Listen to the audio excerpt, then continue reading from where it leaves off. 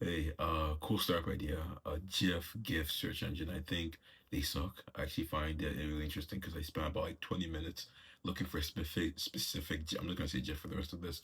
I was looking for a specific GIF. Spent about 20 minutes using every tool I could think of. The actual GIF search engines there they exist. I was using AI tools as well. They all suck, and I think it's largely because they use like tag names to like look for the GIFs, and that's not the best, right? I think there's much more context that comes with a GIF because GIFs are typically used for memes, and because of that, a GIF, one GIF that could be used for like, hey, me when my kid says, "What about my homework?" That GIF could be also be used for like me when someone asks me a dumb question or something like that, or me when I'm lying. Those two stuff have like people have seen those GIFs be used for different things, but then they should still be able to use that and find the GIF, right? I think there's nothing like that. I think what's really interesting to me is that GIFs are, I love them. I love them because they're really funny, especially when you play like a stupid sound over it on Instagram. Greatest thing ever. One of the greatest things ever. I think they're such a good way to enhance communication, like especially when you're telling a funny story, because it's like only so many things you can say over text, right? But when you can add like a GIF or a meme, it's like it's much funnier. And like there's much more implied things. I think the thing that's really interesting to me there is that communication is so assumed, right? There's just understand that communication is just what it is, right? We've just communicated like this. This is how it works. We say words, we say over text, but there's no way myself and someone from the 1600s talking the same way in terms of the references we use, in terms of the way we decide to illustrate ideas, even if we choose to illustrate ideas.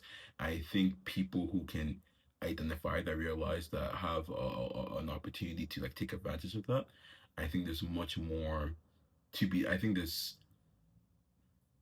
in the next year, a couple years, maybe like 5 years now, I think there's a lot of opportunity in really redefining those assumptions we have about the way we communicate and consume media.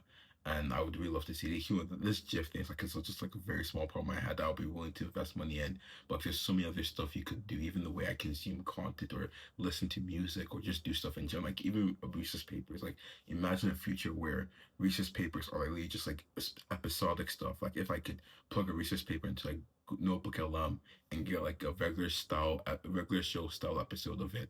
Right, I just like watch that for my breakfast. Like those are different ways where that could be like the new standard, the new normal.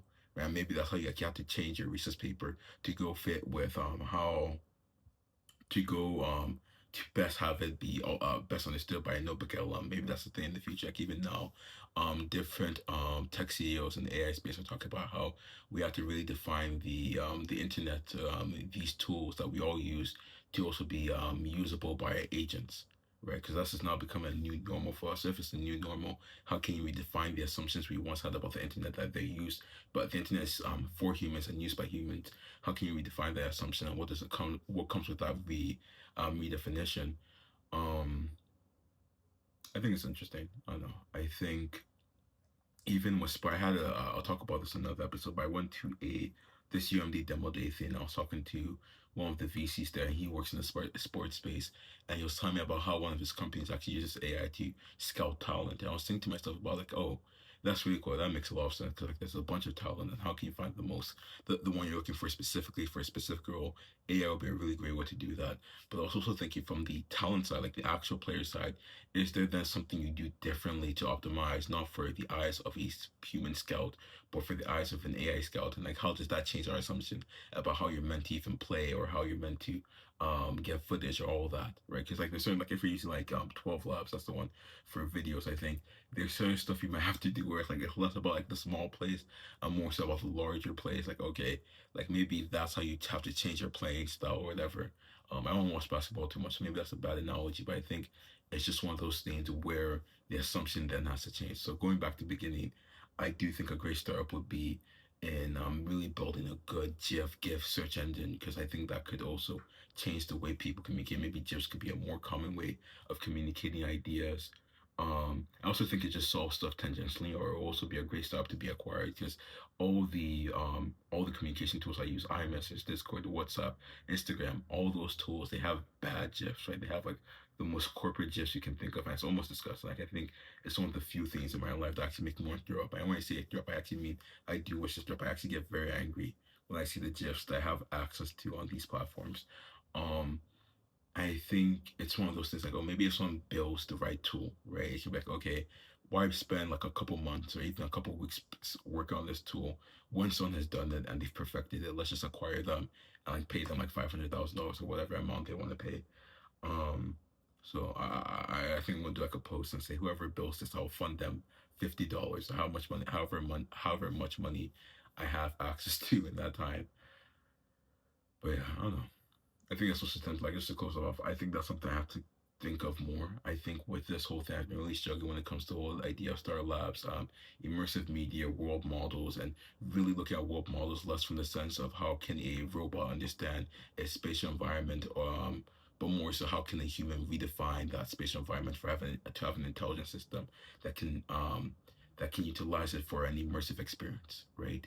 And I think what I struggle with is that my notions of space and how we interact with immersive environments, it's just like it's so set in stone that I have to reimagine what that might look like, and how do I even reimagine it and then go explain it to someone who's like interested, because like those are not stuff you just assume. Like there's so many assumptions of what we communicate, so stuff like that is hard to do.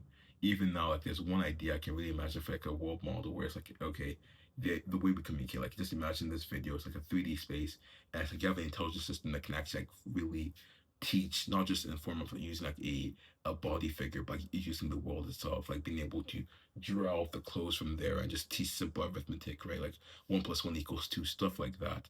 Like that's a different way, that's a different style. How do you even train a model to have different styles of teaching like that? Like is there different styles? It's like even the way we train these ML models, or AI models rather, to like interact with humans, a lot of it is based on our analogies to the human brain and like or human experiences like teaching, but maybe that's not even the most optimal way. Like there's a whole debate around humanoid robots, like oh, it's not the most optimal way to do a task. And I think the assumption last time I checked was really just because the way we do these stuff, like a washing machine is designed for a human, so obviously you're going to design a humanoid robot to do the washing machine thing, but like maybe that's just a bad assumption. Maybe there's actually a more optimal way to use a washing machine that's than 5 fingers. um I think it's like I have to really get in the pattern of thinking like that. Is it the best way to think? Maybe not, because also that's another thing of like at the end of the day, a startup is something that has to deliver, right? It's not something that has to deliver in 20 years, 5 years. It's something that has to deliver now, and it's got to keep on going. And you can't really just like work off, you can't just your product can't just be something like that's 20 years away all the time. It has to be something that people can actually like, see in some way. I think that's also a tricky thing. So it's maybe honestly find a balance. I definitely prefer like the 20 years thing, because I think like even though it sucks in the time lead up to the 20 years, when that 20 years hits, it's like you're in a different league, right? Hopefully, because there's also an idea of like, okay, you had a plan for 20 years, you've been working on it. But that's not to say that when that 20 years comes, no one else can enter this space and do what you're doing. Because maybe when it comes, someone else will be like, okay, I've seen everything you've done. I copy it. I do it better. I do it faster, right? So then maybe that's another thing. That's also another idea of like building a moat by the time that time comes. Like everyone knows how Instagram works. Everyone knows how TikTok works. Everyone knows how these social media giants work. But then how many people can actually replicate them, actually compete at scale? So really maybe it's like even YouTube, right? Like there's no company that I think has really competed with YouTube in the long form content um democratized for like any publisher or any person who can make content. The only thing I will say is that YouTube does get competed by with tangential services like Instagram, TikTok, and other stuff like that. Because like I said, even though it's not the same exact way, it's like a different frame of consuming media. And I think it's really funny because like even though YouTube is its own giant and has like the full market share for its thing, it's like if you actually look at it a different way, YouTube actually has a lot of competition. I use Instagram more than I use YouTube, right? So interesting thing. Point is, assumptions aren't the best. Redefine the assumptions and build a GIF search engine that's actually really good. So I don't spend 20 minutes trying to find a GIF for a story I'm telling. Besides that, though, I have nothing else to say. So have a great day.